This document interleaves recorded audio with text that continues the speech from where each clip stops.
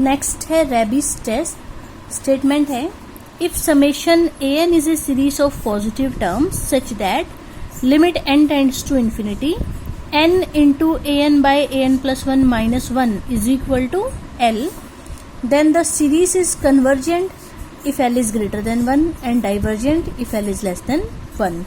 L greater than one के लिए हमें सीरीज को कन्वर्जेंट दिखाना है और लेस देन वन के लिए डाइवर्जेंट, अगर एल किसको रिप्रेजेंट कर रहा है, limit n a n by a n plus one minus one को। So first case if L is greater than one, diagram के हिसाब से ये वन हो गया, ये एल हो गया, इनके बीच में हमने कोई नंबर ले लिया, मान लो पी। इस तरह से लेना है कि पी एक से बड़ा हो और एल से छोटा हो, ठीक है। और बी एन हमने कितना ले लिया, वन बाई एन की पावर पी। चूंकि पी हमारा एक से बड़ा है तो therefore by p test summation b n is convergent. इसके बाद फिर हमें कंपैरिजन टेस्ट लगा रहे हैं, थ्योरम 3.12.7। इसके हिसाब से क्या होगा कि समेशन ए एन कन्वर्जेंट हो जाएगा अगर a n by a n plus one बड़ा हो b n by b n plus one से। बी एन की वैल्यू पुट कर दो, बी एन प्लस वन की वैल्यू पुट कर दो, फिर n plus one by n की जगह हमने लिख दिया one plus one by n. फिर ये बाइनोमियल थ्योरम से इसकी एक्सपेंशन खोल दी, वन को उस तरफ लेके गए, दोनों साइड एन से मल्टीप्लाई किया और फिर दोनों साइड लिमिट लगा दी।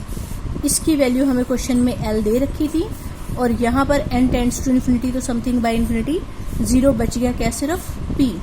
इसका मतलब अगर एल बड़ा हो पी से, इफ के साथ चल रहा था ये सारा, तो अगर एल बड़ा हो पी से तो समेशन ए एन कन्वर्जेंट हो जाएगी। और ये तो हम लेकर ही चल रहे थे कि एल बड़ा है पी से, hence summation a n is convergent. Second case हमने लिया कि एल एक से छोटा है, तो सपोज ये एल हो गया और ये हमारा वन हो गया, इनके बीच में हमने कोई नंबर ले लिया पी। बीच का मतलब ये नहीं है कि सेंटर में लेना है, बीच का मतलब है आप कहीं भी ले सकते हो, ठीक है। तो एल छोटा है पी से, पी छोटा है एक से। फिर से बी एन हमने कितना ले लिया, वन बाई एन की पावर पी। अब की बार समेशन बी एन डाइवर्जेंट हुआ पी टेस्ट से क्योंकि पी की वैल्यू एक से कम है। और फिर से वही कंपैरिजन टेस्ट कि समेशन ए एन डाइवर्जेंट होगा अगर a n by a n plus one छोटा हो b n by b n plus one से। मतलब कि अगर a n by a n plus one छोटा हो, इन दोनों की वैल्यूज पुट कर दी, फिर से ये बन गया one plus one by n. फिर वही बाइनोमियल एक्सपेंशन से सीरीज खोल दी, वन उस तरफ गया, माइनस का हो गया, दोनों साइड एन से मल्टीप्लाई किया, दोनों साइड लिमिट लगा दी। इसकी लिमिट आएगी एल और यहाँ बचेगा खाली पी। तो अगर एल छोटा हो पी से, इफ के साथ चल रहा है ये सारा, तो अगर एल छोटा हो पी से तो समेशन ए एन डाइवर्जेंट हो जाएगा और एल तो पी से छोटा था ही, इस वजह से समेशन ए एन अब क्या हो गया, डाइवर्जेंट। रेबिस टेस्ट हमें तब यूज करना है जब रेशियो टेस्ट हमारा फेल हो जाता है, ठीक है। इसके बाद है लोगरिथमिक टेस्ट। स्टेटमेंट है if the series summation a n is a positive term series such that limit किसकी लेनी है, n log a n by a n plus one की। सपोज इसकी लिमिट कितनी आ रही है, एल, तो एल ग्रेटर देन वन के लिए सीरीज कन्वर्स करेगी और एल लेस देन वन के लिए डाइवर्स करेगी। प्रूफ इसका काफी हद तक उससे मिलता जुलता है पहली वाली थ्योरम के जैसा। पहला केस हमने लिया एल ग्रेटर देन वन, यहाँ वन हो गया, ये एल हो गया, यहाँ हमने कहीं पी ले लिया। सो एल बड़ा है पी से, पी बड़ा है एक से। फिर से हमने ये बी एन लिया और क्योंकि पी की वैल्यू एक से ज्यादा है तो समेशन बी एन क्या हो गया, कन्वर्जेंट। फिर से वही कंपैरिजन टेस्ट की समेशन ए एन भी कन्वर्जेंट हो जाएगा अगर ये कंडीशन होल्ड करती है तो अगर के साथ चलते जाएंगे, बी एन और बी एन प्लस वन की वैल्यूज पुट कर दी, ये फिर से वही बन गया।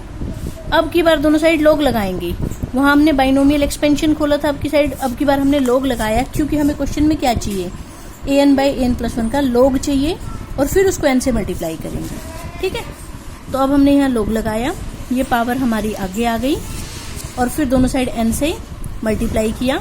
अब यहाँ हमने log 1 प्लस एक्स का फॉर्मूला खोल दिया, ठीक है। और इसमें से 1 बाई एन कॉमन आ गया, बाहर वाले एन से कट गया, ये बच गया। दोनों साइड लिमिट लगाओ, इसकी लिमिट एल थी और यहाँ लिमिट लगाने के बाद सिर्फ पी बचेगा। तो if L is greater then P, जो कि हम लेकर चले थे कि एल बड़ा था पी से, ठीक है ना। तो समेशन ए एन कन्वर्जेंट होगा अगर ऐसा होगा, मीन्स अगर ऐसा होगा मीन्स अगर एल बड़ा होगा पी से, वो तो हम लेकर ही चले थे, इसीलिए समेशन ए एन क्या आ गया, कन्वर्जेंट। इसी तरह से दूसरे वाला केस भी हो जाएगा कि for L less than one series हमारी क्या आएगी, डाइवर्जेंट। बिल्कुल सेम प्रूफ है इसका भी। एल हमने एक से छोटा लिया, ये सपोज एल हो गया, ये 1 हो गया, बीच में हमने पी ले लिया, तो एल छोटा है पी से, पी छोटा है 1 से, बी एन हमने ले लिया 1/n की पावर पी, तो summation b n divergent series है पी टेस्ट से, क्योंकि पी की वैल्यू 1 से छोटी है। फिर वही कंपैरिजन टेस्ट की समेशन ए एन डाइवर्जेंट होगा, अगर ये कंडीशन होल्ड होती है तो बी एन और बी एन प्लस 1 की वैल्यू पुट कर दी, फिर दोनों साइड log लगा दिया, पी पावर आगे आ गई, फिर दोनों साइड n से मल्टीप्लाई कर दिया, log 1 + x का फॉर्मूला खोल दिया, 1/n कॉमन आके इस n से कट गया, दोनों साइड लिमिट लगा दी, ये बच गया l, ये तो सारा क्या है l, और इसकी वैल्यू बचेगी p। तो अगर l छोटा हो p से, जो कि हम लेकर चले थे, तो समेशन ए एन डाइवर्जेंट होगा अगर l छोटा हो p से, और l तो p से छोटा था ही, विच इज ट्रू, इसीलिए समेशन ए एन क्या आ गया, डाइवर्जेंट। अब हम करते हैं इनके न्यूमेरिकल्स। इसमें हमें ये सीरीज दे रखी है, हमें इसकी कन्वर्जेंस चेक करनी है, ठीक है। तो इसको हमने लिखा समेशन ए एन, और इसमें हमने फर्स्ट टर्म को छोड़ दिया क्योंकि ये x को इंक्लूड नहीं कर रही थी, तो हमने इसको a1 कह दिया, इसको a2 कह दिया, इसको a3 कह दिया, इसको a4 कह दिया। और आपको पता है सीरीज की कन्वर्जेंस डाइवर्जेंस में फाइनाइटली मैनी टर्म्स को छोड़ने या ऐड करने से उसकी कन्वर्जेंस या डाइवर्जेंस पर कोई फर्क नहीं पड़ता, इसलिए हमने पहली टर्म को छोड़ दिया, इसको नाम दिया a1, इसको नाम दिया a2, इसको नाम दिया a3, इसको नाम दिया a4, ठीक है। a4 के हिसाब से अब हमें an लिखनी है। अब देखो, जब यहाँ a4 है तो x की पावर 4 है, a3 में x की पावर 3 है, तो an में x की पावर n होगा। a4 में 12 है लास्ट टर्म, 12 का मतलब 4 × 3, a3 में 9 है, 9 का मतलब 3 × 3, a2 में 6 है, इसका मतलब जितना ये सफिक्स है उसका 3 गुना, 2 का 3 गुना 6, 3 का 3 गुना 9, 4 का 3 गुना 12, तो n का 3 गुना हो गया 3n, ठीक है। और वैसे देखो है क्या, पहली टर्म 3 × 1 अगली, 3 × 2 अगली, 3 × 3 लास्ट, 3 × 4, यहाँ पे 3 × 1, 3 × 2, 3 × 3, इसका मतलब शुरू तो 3 × 1 से ही हो रही है, लेकिन खत्म कहाँ तक हो रही है, a4 में 3 × 4 तक खत्म हो रही है, तो an में 3 × n तक खत्म होगी, लेकिन शुरू कहाँ से हो रही है, शुरू 3, 6, 9 से ही हो रही है, ठीक है।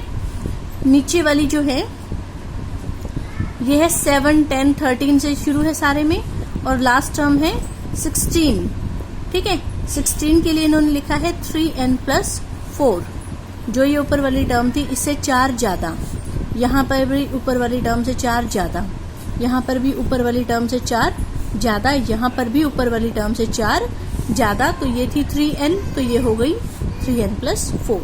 तो an लिखिए आपने, an + 1 लिखेंगे, n को रिप्लेस कर देंगे n + 1 से, फिर रेशियो टेस्ट लगाएंगे, सबसे पहले इनको डिवाइड किया, बाकी सब कुछ कट कटा के ये बच गया, ऊपर भी n कॉमन निकाला, नीचे n कॉमन निकाला, तो ये बच गया, फिर हमने इस पे लिमिट लगाई n tends to infinity, something by infinity 0, तो ये कट कटा के 1/x बच गया, ठीक है। अब रेशियो टेस्ट से हम क्या कहते थे, अगर इसकी वैल्यू 1 से ज्यादा है 1/x की, तो सीरीज कन्वर्जेंट है, और अगर 1/x की वैल्यू 1 से छोटी है तो सीरीज डाइवर्जेंट है। लेकिन अगर 1/x की वैल्यू = 1 आ जाती है तो वहां पर हमारा रेशियो टेस्ट जो है वो फेल हो जाएगा। इसका मतलब at x = 1 ratio test fails, ठीक है। अब हम देखते हैं x = 1 पे इसको हम कैसे सॉल्व करेंगे। तो हमने मान लिया कि x की वैल्यू कितनी है 1, तो an/an + 1 इसके बराबर आ गया, क्योंकि x की वैल्यू तो 1 हो गई, तो an/an + 1 इसके बराबर आ गया। अब हम इस पे रेबिस टेस्ट लगा के देख रहे हैं, ठीक है।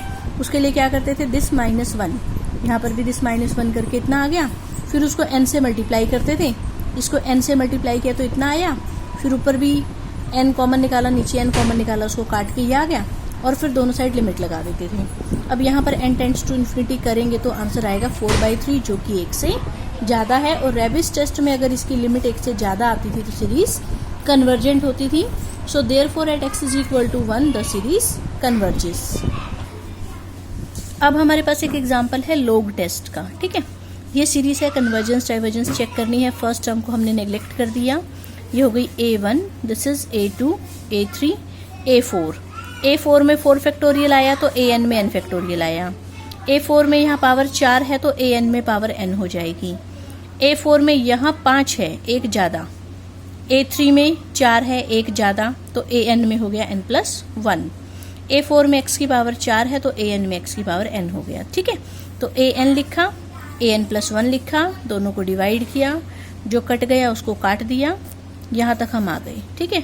फिर इसके ऊपर हमने लिमिट लगा दी। लिमिट लगाने पर ये हमारे पास आंसर आ गया e/x। ठीक है, ये रिजल्ट आप ध्यान रखना, सीक्वेंस के चैप्टर में हमने किए हैं। तो लिमिट लगाने के बाद आंसर आया e/x, और हमें पता है अगर आंसर लिमिट लगाने के बाद जो आंसर है अगर वो 1 से बड़ा हो तो सीरीज कन्वर्जेंट है, अगर वो 1 से छोटा हो तो सीरीज डाइवर्जेंट है, और अगर उसकी वैल्यू 1 हो तो वहाँ पर रेशियो टेस्ट हमारा एप्लीकेबल नहीं होता। तो हमें कौन सी सिचुएशन देखनी है, when x is equal to e। ठीक है, तो an/an+1 में हम x की जगह क्या रख देंगे, e। तो ये हमारा an/an+1 आया था, इसमें हमने x की जगह क्या लिख दिया, e लिख दिया। ठीक है, अब क्योंकि इस एक्सप्रेशन में e आ रहा है इसलिए हम कौन सा टेस्ट लगाएंगे, लॉग टेस्ट लगाएंगे बजाय की रेबिस टेस्ट की। ठीक है, तो यहाँ लॉग लगाया, यहाँ सारे पे लॉग लगा दिया, लॉग के फॉर्मूले लगा दिए, log m की पावर n, log m/n, वो वाले सारे फॉर्मूले हमने यहाँ लगा दिए। फिर आपको पता है ये पावर्स जो हैं वो आगे आ जाती हैं। ठीक है, पावर्स आगे आ गई। उसके बाद हमने log 1 + x का फॉर्मूला खोल दिया यहाँ भी और यहाँ भी। इसके बाद जो भी कटा के बचा वो यहाँ लिख दिया। फिर इसको n से भी मल्टीप्लाई करेंगे, फिर 1 से मल्टीप्लाई करेंगे, सॉल्व करके हम यहाँ तक आ गए। ठीक है, फिर दोनों साइड n से मल्टीप्लाई कर दिया तो ये आ गया, और फिर दोनों साइड लिमिट लगाई तो आंसर आया -1/2, जो कि 1 से छोटा है, और 1 से छोटे पर लॉग टेस्ट से पता लगता था कि सीरीज हमारी क्या है, डाइवर्जेंट। ठीक है।